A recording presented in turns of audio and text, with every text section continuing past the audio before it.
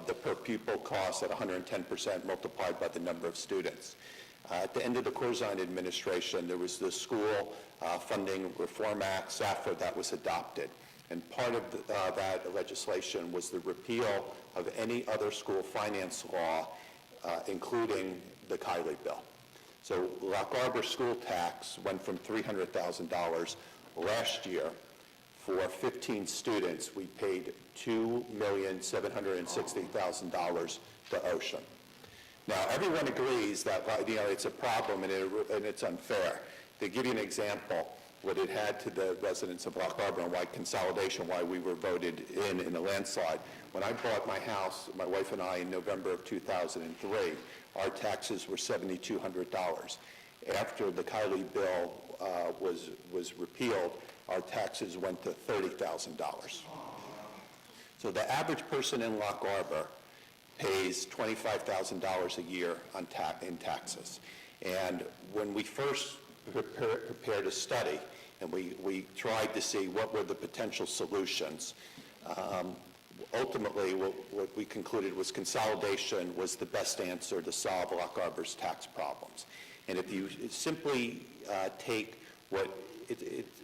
not through a full fiscal impact, but if you take what the municipalities, both towns, are paying in the school tax, that the average person in Lock Arbor, that their taxes would go from $25,000 to about $8,600 a year. That would be the savings to the Lock Arbor.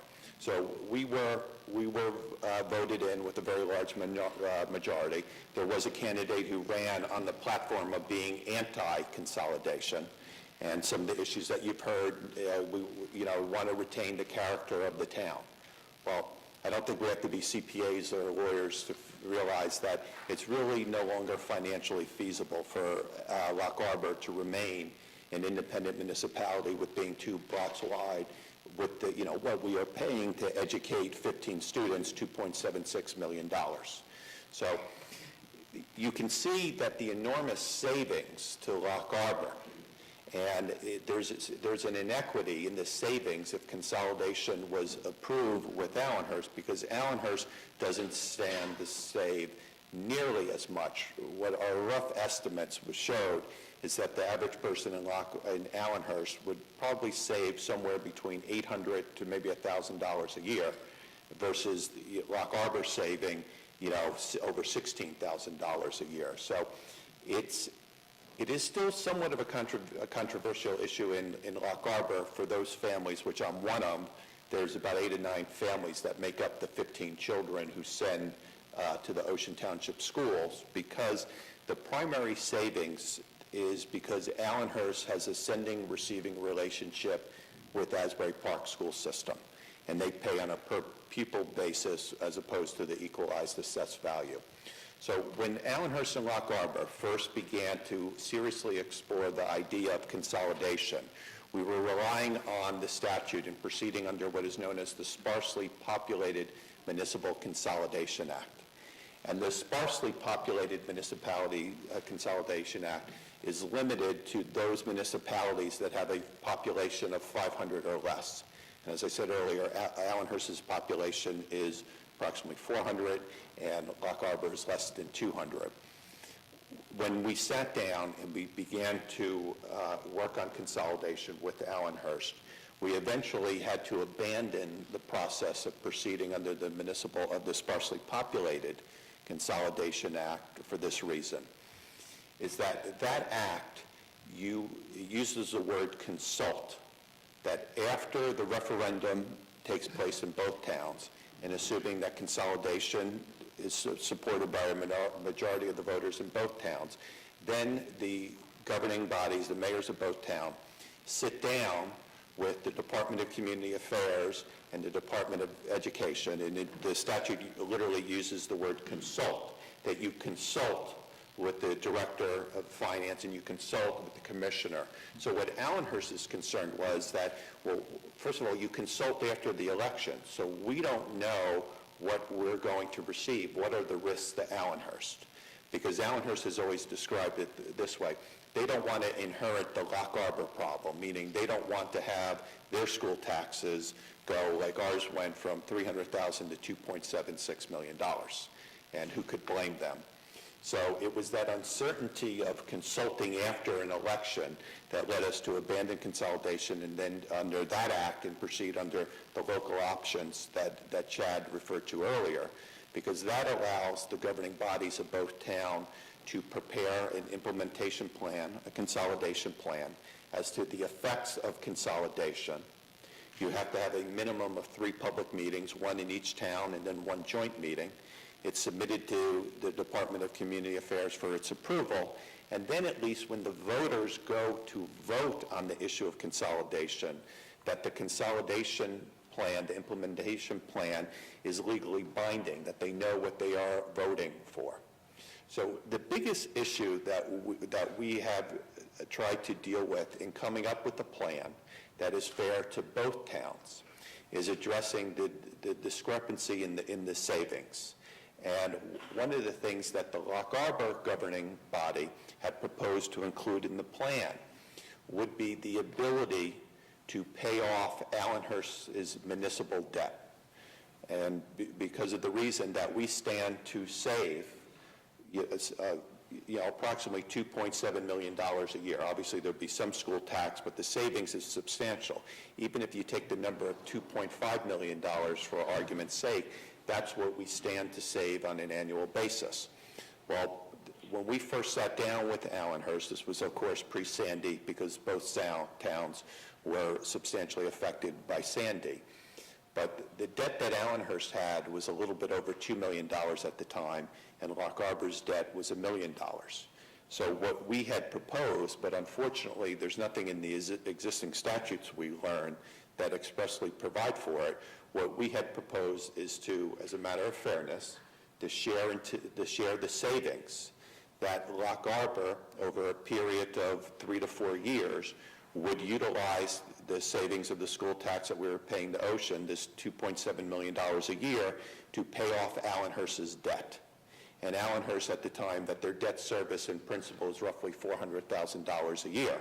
So that to make it a more win-win. So, and the obstacle is that there's nothing in the existing statutes that allows one town to pay the debt of the other town. And one of the reasons is that Allenhurst doesn't see the amount of savings that Lock Harbor does, is of course they don't have the school tax problem, but currently there are shared services that existed. There's several shared services that exist between Allenhurst and Lock Harbor. For example, we have a shared service agreement for fire and for first aid. Our garbage is picked up by Allenhurst. So we are already paying them for those services. So they're receiving revenue. So when you merge the two towns together, you have to take into account, for example, for the garbage, we pay approximately $110,000 a year to Allenhurst. Well, they're not going to get that revenue any longer. So the savings is not as great in a situation like our two towns where there is existing shared services where Allenhurst is receiving revenue. There is savings through the economies of scale by putting the towns together. So we were trying to position it because you hear the typical responses from the Allenhurst residents. First is the fear, the concern, the risk of having the tax problem. And then the second issue that you have is Allenhurst is quite content with their current situation.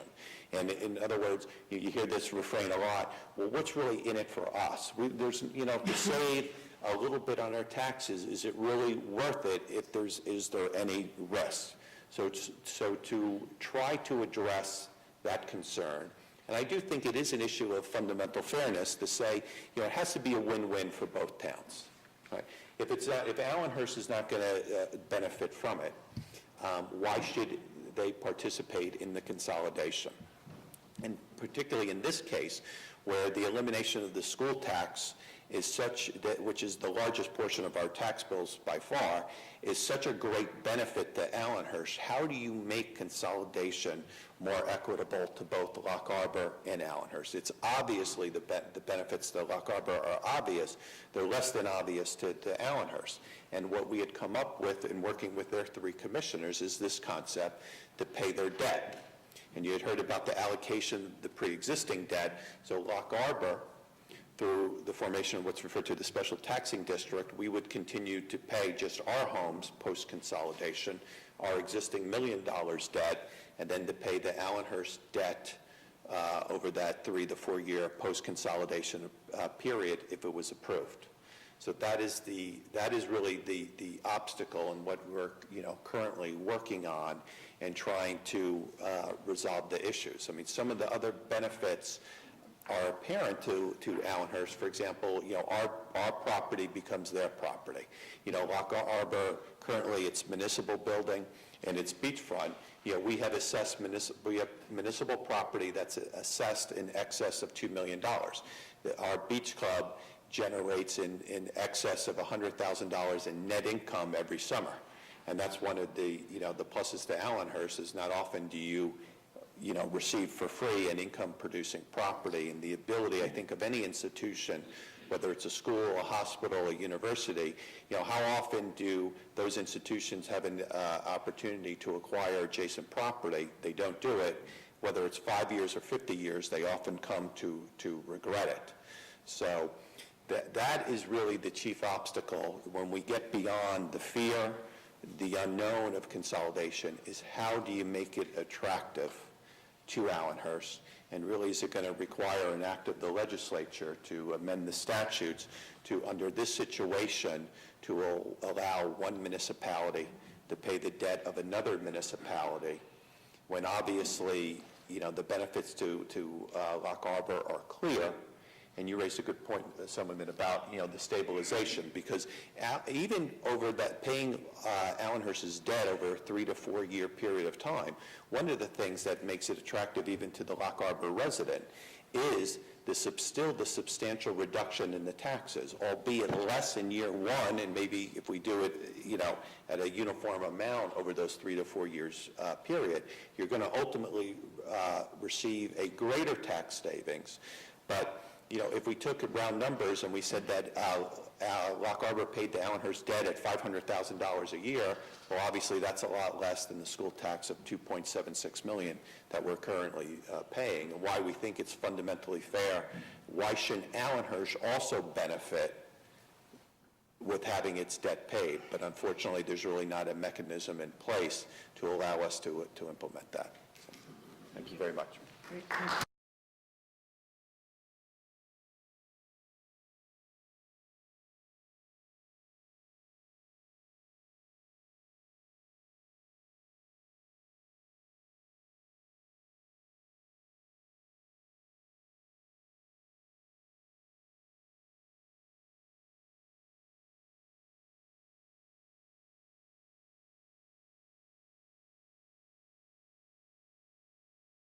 Thank you, Gina. I appreciate that. I appreciate the opportunity to be here today. I am the product of a consolidated fire department myself.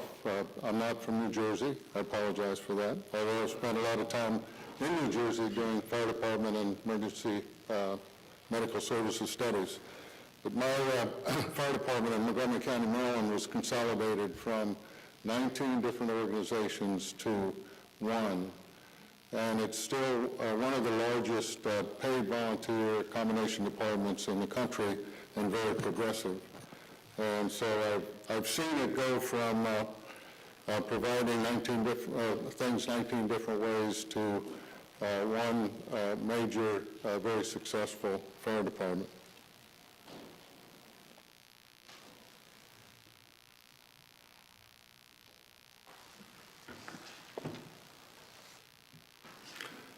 This slide says strength through cooperation. I believe that it's strength through consolidation, although there are various forms of consolidation, and I'll talk about that. In this year, 2013, why should fire and EMS departments consider consolidation? Obviously, increasing costs are occurring. They also, whether they're paid volunteer or municipal or fire district, are experiencing budget reductions. There is a substantial amount of reduction in federal and state funding available to emergency services, And of course, many of the services that are provided to you are provided by volunteers. And across the country, in many states, recruiting and retaining volunteers is a serious problem. It is a trend nationally to look at fire and EMS consolidation. And there are many departments in many different states, including New Jersey, who have consolidated. And there is an increased awareness of the benefits of that consolidation. So those are some of the reasons that we should look at consolidation in various forms in fire and EMS.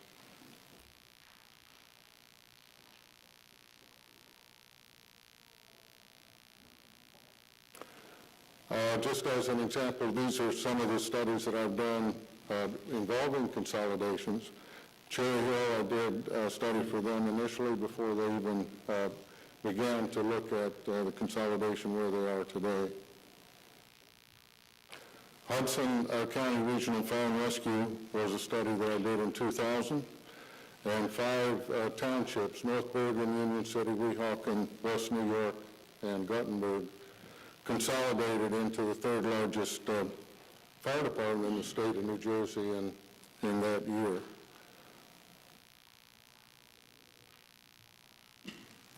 And it was a winner of the New Jersey State League of Municipalities Innovation in Government that year. We do work in many other states, as Gina mentioned. 4 years ago, I completed a merger study for 2 townships, Springsbury and Spring Garden Townships in the York, Pennsylvania area. And today they're functioning as the York United Fire and Rescue. Now, in looking at service delivery and doing a study to consider consolidation, one of the things that should be done is to look at the geographic area, look at response times, look at that compared to the national standards in that regard. And this is a chart that we did for Monroe Township when I completed a study last year. This shows response times in 3 different categories and allowed the fire districts to see if they consolidated and dropped the boundaries, what the response areas could look like. There are basically 4 different, I call them levels, could be types of consolidation, regionalization, merger. There are various terms used for fire and EMS, but functional consolidation I'll talk about in a minute. Contract for services, of course, is where one organization contracts with a township or a borough to provide services to them. A full consolidation, of course, is where they become one. That's understood. There's one fire chief, one response area, one budget, and so that's full consolidation, obviously. And merger is where one absorbs the other, but the one retains their organization and structure, but just absorbs the other department. Functional consolidation, of course, refers to various aspects of a fire or EMS department.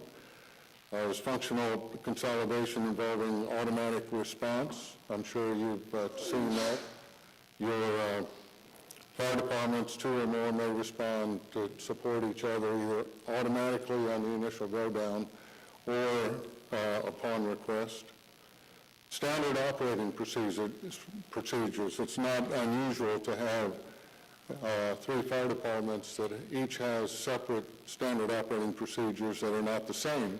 So when they get together to work together on a major incident, safety issues could develop. So functional consolidation of standard operating procedures is important. In the communications and dispatch area, obviously sharing radio frequencies and communications and dispatch consolidation in terms of that functional area. For example, Hunterdon County has the countywide dispatch, and so their communications and dispatch in the function of communications and dispatch is consolidated. And that is a benefit to the service providers because and there's a tremendous savings to the various towns. Cooperative training functions and facilities, provision of specialty services like hazmat, water rescue are functional areas of consolidation. There are many areas of functional consolidation that can be implemented by fire and EMS departments that would not take away from their individuality and not require full consolidation.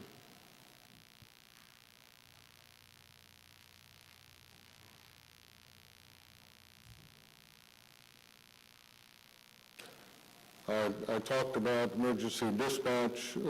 That is an area where there's a tremendous amount of savings, both in terms of staff, facilities, and technology. If you can go from 5 municipal dispatch centers to 1, that's